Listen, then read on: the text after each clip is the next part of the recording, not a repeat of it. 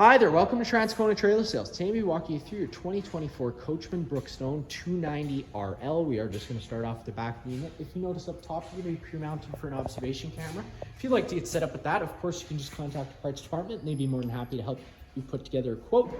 Also going to be located at the back, at the bottom, down below here. It's going to be this 2-inch receiver. Just keep it in mind. There is a sticker a little bit on your right here. It's going to tell you all the different weight capacities for whatever you're hauling on there. Might be a good idea to take a picture of it. They do tend to fall off after time. They aren't really good for a whole lot of weight from the factory, so keep that in mind whenever you're using it. It's just kind of for a bike rack or a small boat. You got your step ladder at the back so you can get up to your roof and periodically check all your seals. Then if we come up ahead, of course, at the back here, it's the back of the trailer. Typically, you're going to have landing gear back here. This is all done electronically, though, so you don't have to worry about cranking anything. And then I did forget, but at the back bumper, you do get that back bumper tube. Typically, it's going to be where you want to store your sewer hose. You pull that cap off and stick your sewer hose inside of there. We do have a brand new one located inside the front compartment, which is why it's not in there yet. You're gonna notice the sticker here letting you know there's a drain outlet in between the two tires, behind the back tire here. You get that fresh tank drain. It's that cap there. Take the cap off. That will be how you drain your fresh tank. And then, of course, right here, you get your sewer outlet. Just taking that ear, twisting it off, connecting to your sewer hose. Your sewer hose is going to have the same ears, line right up with the same place as the cap. The valves are going to be inside the compartment, so I'll show you those in a second. Get your 50 amp twist lock connection. Whenever you are plugging this in, you get this silver strip. It lines up with this silver strip on this side. Once you do line those guys up, push it firmly into place and you get that 8th turn to lock it in, and then you get that threaded collar to really lock it down. If you follow that cord back, it does come to your standard 50 amp plug end. Now, a lot of campsites, especially here in Manitoba, may not have 50 amp service. So that's why we do include this 30 amp dog bone adapter. Just keep it in mind whenever you're using the 30 amp dog bone adapter. You can only run one air conditioner at a time. If you're on the 50 though, you can do 2 at a time.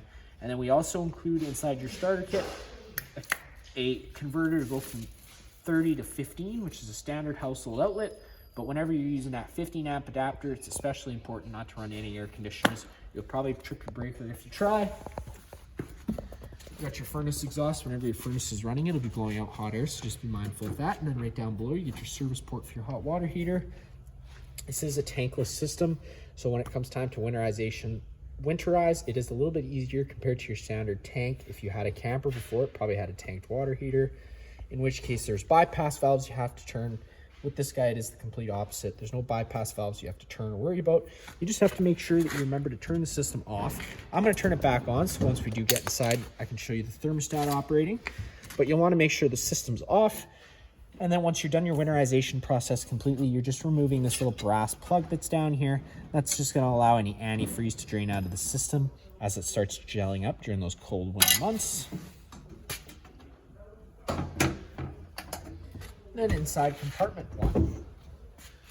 This is going to be kind of your main compartment. Right at the front, you get your leveling system. So we can go over that quickly. Little light switch here that is going to turn on some accent lighting in front of the trailer. It really spruces it up a little bit, so it's kind of cool to have that. Turning that power button on, it's going to show you the ready sign. At that point, if you just want to automatically level the unit, you can hit auto level. All the jacks would automatically run themselves down, and the unit would automatically level itself. Now, if you wanted to retract them, you could hit the retract button. It's probably going to show up, do you want to retract all? You would just have to hit enter, and then you could retract all the jacks. If you wanted to run it manually or have the auto hitch setting available, you can auto retract all. You see that option, auto retract rear, manual level. In case you want to manually level the unit, especially if you're on ground that's super unlevel, sometimes you don't want the tires of the unit off the ground. You always want to make sure that all 4 tires are always touching the ground. If you have to counter level, make sure you're using blocks underneath the tires so that the wheels, again, are always in contact with the ground. That's going to be for safety reasons, for stability. It's also going to be for insurance reasons. If your tires are off the ground, MPI no longer covers you, so just keep that in mind. But other than that, it's pretty standard. It's pretty easy to use. Power button to turn it off. Battery disconnect switch, again, I probably already told you about that. On is connected, off is disconnected. You get a little exterior shower. plug in here, which connects right into here, just like any standard airline. Pull back on the collar, insert into place. Hot and cold sprayable water. Now, in addition to that, you get your water system, so right at the top here. This would be your antifreeze inlet. So if it came time to winterization, you were doing it yourself, you just loosen off that cap. Use this line that, of course, Brookstone did include. Thread it into that place, and then how you have your valves will depend on what you're doing. So you'll see it gives you all the legislatives of how to have the valves, depending on what you want to do. And of course, everything is going to go through your city water, even if that means filling up your fresh tank. You just have to make sure that the valves are in the corresponding spots. So what you would do is do the dry camping setting. So you would turn this valve down, turn this valve up, and this valve to the left like it is already. And that'd be your dry camping thing. And that would also be how you fill up your fresh tank. Right to my right, you're going to have that black tank flush, so it's very important that you do read the caution sticker before you start using it. It's very important that you have your sewer hose connected and, of course, your black tank open. And the reason that is because you're pushing pressure inside of that tank. That pressure does need somewhere to go so that it doesn't expand and crack itself. You're going to have 3 different valves because you have 3 different tanks. You're going to have 2 liquid wastes, which is going to be your black or gray tanks. Those are going to be the ones you will want to empty last. And then you have what's called body waste. That's going to be your sewage. That comes from your toilet. It's going to be your dirtiest water. So again, that's going to be something you're going to want to empty first. It's going to be your dirtiest water.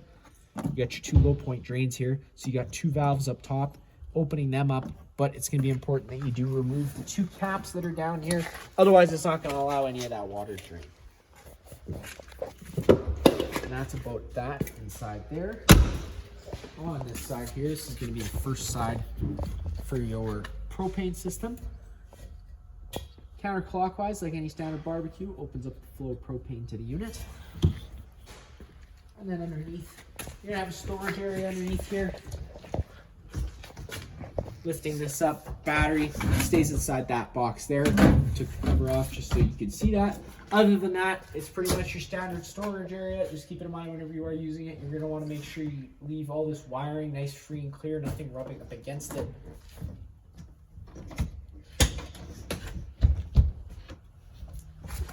Coming around to the passenger side of the unit, you got another propane tank on this side here.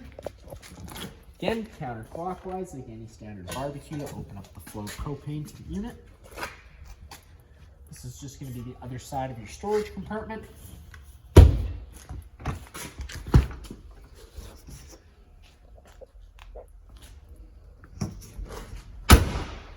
You do get a propane quick connect line here.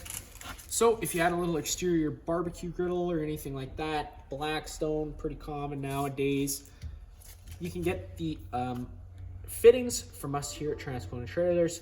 It's essentially a line that's going to mock up to go from this fitting here, which is like a standard airline, to your barbecue or griddle, opening up the flow, opens up the flow of propane.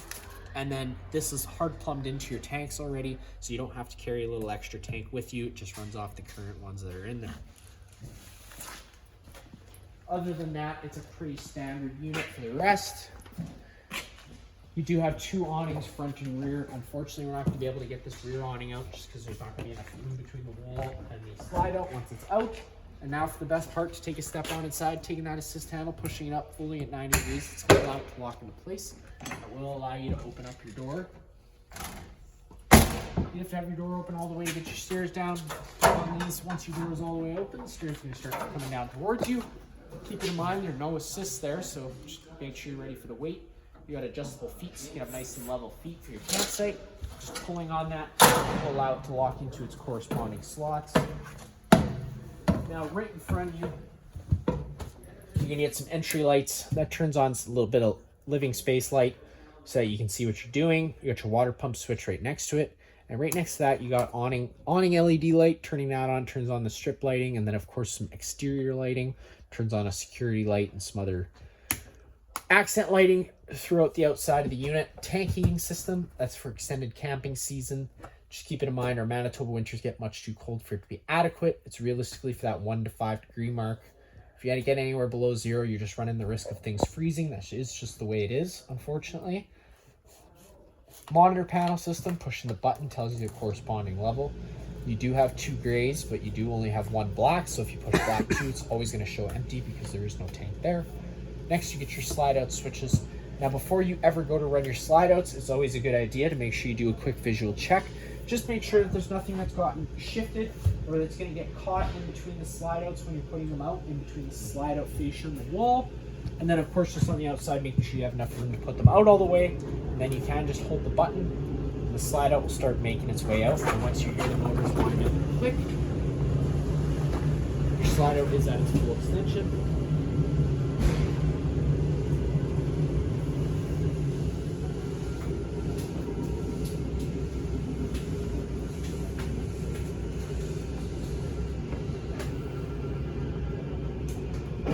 So you heard that clicking, so that slide out reached its full extension. Next, you can do the bedroom slide.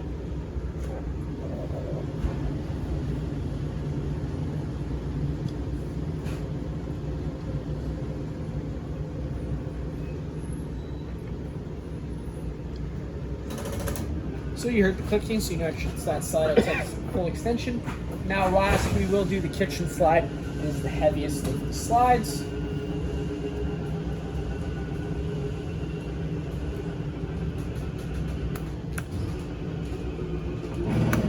And they're at their full extensions. Next, you do have your awning controls. Of course, this first one here is going to be for that rear awning, which we can't do just because space. But this next switch will do this main awning. Push and hold that button, the awning's going to start making its way out. Once that awning's at its full extension, you're going to see the back, little flap hang down, and then the back of the metal tube. Sometimes the flap gets stuck so much down the track, and then the back up again for it to actually go down properly. So the flap is coming to hang down, and you see the back of that metal tube, so you know you're at your full extension. Now, if we were to start rating, you can take any arm, front or rear, pull down at the center. It's going to change the pitch of the awning and allow water to now run off. Now, if you like that angle better, of course, because it's going to allow for more shade underneath, you can do the same thing for the front arm. Just make sure that you do remember to bring that awning in. When you go to bring that awning in, push both arms back to straight. That way, don't run the risk of bending anything. And then to retract it, it's just as simple as holding the retract button, making sure the awning's rolling the right way in. Once the arms contact the side of the trailer, the motor will automatically cut out.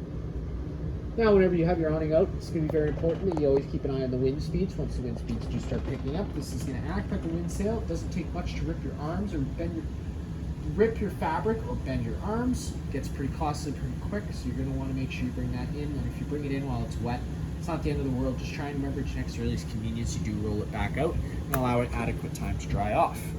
It's going to be pretty much it for there. Next, you do have your heat and cooling control. So to start that off, you got your rear air conditioner. So that's going to be zone 1.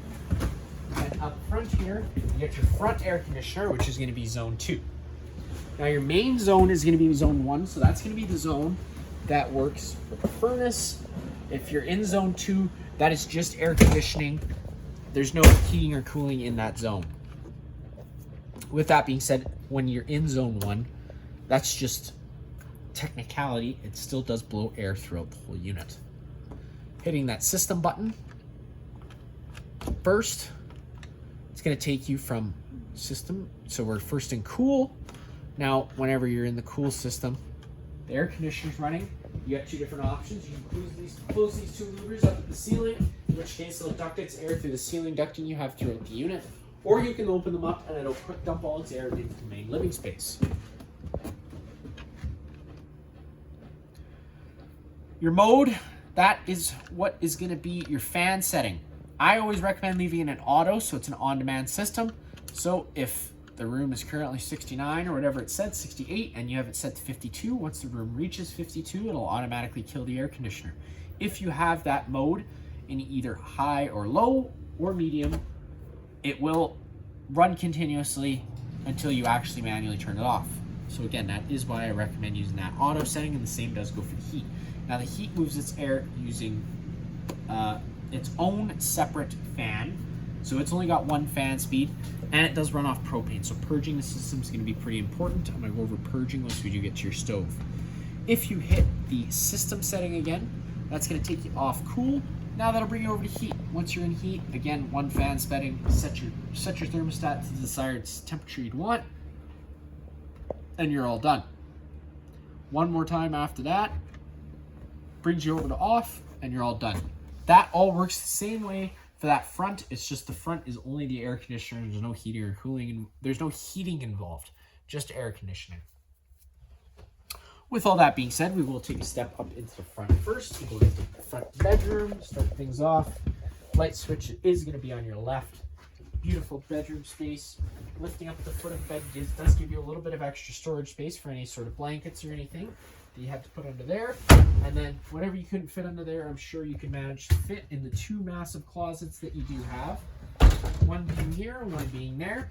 The one thing with this closet though, is it is plumbed and wired for a washer dryer combo. Again, if you'd like to get set up with that, it's as easy as contacting the parts department. They'd be more than happy to put together a quote for you. You already got the plumbing and everything here, but just keep it in mind when it does come time to winterize, it's going to be important that even though you didn't use it, since it's here, you do still have to run antifreeze through it. Otherwise, you run the risk of things cracking. Just keep that in mind when it comes time to it. And then up front, it's your standard closet. There is some lighting inside, just on its own button right here. All the blinds in the unit are going to work the same way. They just kind of sit where you leave them. One quick pull to let them retract back up. You got a TV backer located right here. Just keep in mind, if you're mounting a TV on the wall, you just have to keep in mind the size and the style of bracket you went with. Or you could just mount the TV right on this dresser. You got two plugins up top here, as well as coax. Dresser up front, tons of storage space. And then this is the fire exit for up top. Just grabbing this tab, pulling it, and the screen's going to pop right out of the way. At that point, you can take this handle, push it out, hop on out of the unit. Just keep it in mind, we're pretty high up. Since this is a fifth wheel, you're up top now. It's a good 10 feet down. Again, feet first, nice and slow. Take it easy, don't want to hurt yourself. Now, since we're all done in the bedroom, we will pop into the bathroom. Light switch is on your right. Keep in mind, this is a sliding door. You got that travel latch. You're always going to want to make sure this is latched before you start moving. Otherwise, it's going to allow it to slide around back and forth, causing damage. The same does go for your glass shower doors. Always make sure those are latched, especially because they're glass. It doesn't take much to smash one. Other than that, it's your pretty standard bathroom, but you do have your main GFI plug right here on the front wall. So if you ever have an outlet that doesn't work, sometimes they can trip for the oddest reasons. So just double check your system isn't tripped. If you got that red light on, it's telling you the system's all good, ready to go. Sorry, red light's telling you bad. Never mind. Don't listen to me. On the wall, you get your Furrion thermostat. This is for the water heater. Up or down at any time to change your set temperature, Celsius and Fahrenheit, with the press of a button. And that's all there really is to it. But because it's a tankless system, it does work a little bit differently from your standard tank system, especially if you're coming from a household. The way you want this to work is you want to set your water temperature at what you find the most comfortable running it on just the hot. You don't want to have to blend in the cold at all. Now, the reason I say all that is just because the system works off flow. Essentially, there's a bunch of copper coils wrapped in a circle. Water flows through them. There's a big flame that happens in the center when you turn on the hot tap. As the water's flowing through, it is being heated. So once you turn on that cold, it turns off the flow. It throws off the flow. So then you're going to probably get uneven water temperatures. Could be cold spots in between. So again, just set that temperature where you find the most comfortable on just the hot setting and leave it there. And you're good to go. Now, taking a step down into your main living space, you got your fire extinguisher down on your left, right beside the door. Pretty simple, just like home. Pull the pin and shoot. You got your your breaker board right here, your converter. Whenever a breaker trips, it'll sit in the middle, so you just have to turn it off and then back on again to reset it. You have all your corresponding fuses on the right. There should be a little red indicator light letting you know which one's popped. If one were to pop, opening up this guy, you're going to have a bunch more lights, turning on more accent lighting throughout the unit. And speaking of accent lighting, you're going to notice more switches on the wall. And there could be even lights on their own center push buttons. There's tons of accent lighting inside this unit. You're going to find it as you can explore the unit. Use it to your advantage. And the same does go for the storage. Tons of storage in here. Just, of course, being mindful of drains, water lines, and wiring. You're not going to be wanting to affect any of that whenever you're using it.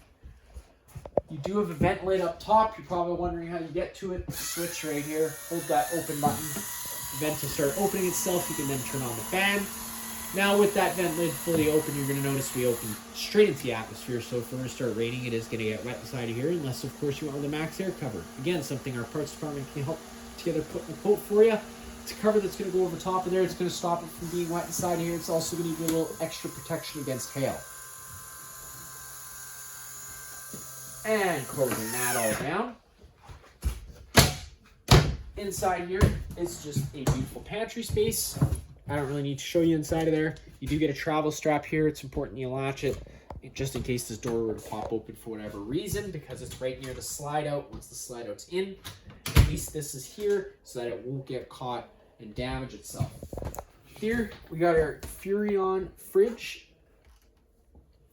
You'd have to undo the travel straps. It's touchscreen. It's pretty self-explanatory, just like your standard household fridge. But into the kitchen, again, convection oven up top, tons of at-home cooking options, storage all around, and then you get to your stove. Now, because this is a gas range, I do want to mention we got our LP detector right here on the island near the ground. If this guy ever starts going off, don't panic. Just turn off the main supply of propane at the front of the unit, open up some windows and vents, and get some fresh oxygen inside here.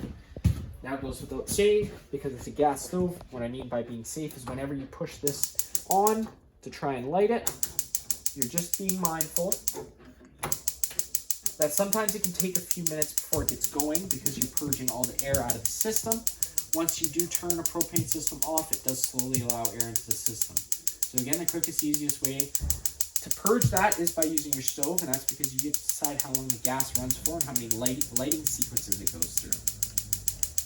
So as you can see, again, when I say it, sometimes it can take a few minutes. You really do have to be patient with it and allow it adequate time to fire up. Sometimes you might even have to fire a second burner. Again, just making sure that you are hearing that clicking, because otherwise if there starts to be a buildup of gas, there could be a minor combustion, and if your face was nearby, you're probably going to lose some eyebrows and eyelashes, which doesn't sound like a good time. But since we're being safe while doing it, you're going to see as the propane came out, it lit right away, so we don't get that buildup of gas. And now that the propane is flowing through, you're pretty much good to go, and the system should be, for the most part, purged. With all that being said, sometimes flukes do happen, so whenever you are going to light a gas appliance, just make sure you always try it that second time, because a second or even a third time, just because it could be a purging issue. For lighting the oven is the same thing. Just taking this knob, turning it over to the pilot option, pushing and holding the knob in, and you're going to hear it start to click. You can kind of lift this out of the way if you could a little bit, just to see. But you see that little blue flame started way back there at the back. Once that blue flame starts and is able to stay lit on its own without you pushing it on the button, it's ready for you to turn it up to its desired temperature, and it will fire right on up. You get a little oven light on the left, and then on the right you get some illumination knobs in case you want to leave those open. Coming to our entertainment area, which again, beautiful little setup. Soundbar, again, pretty much just like home, minus the fact that you do have two zones, zone 1 being interior, zone 2 being exterior.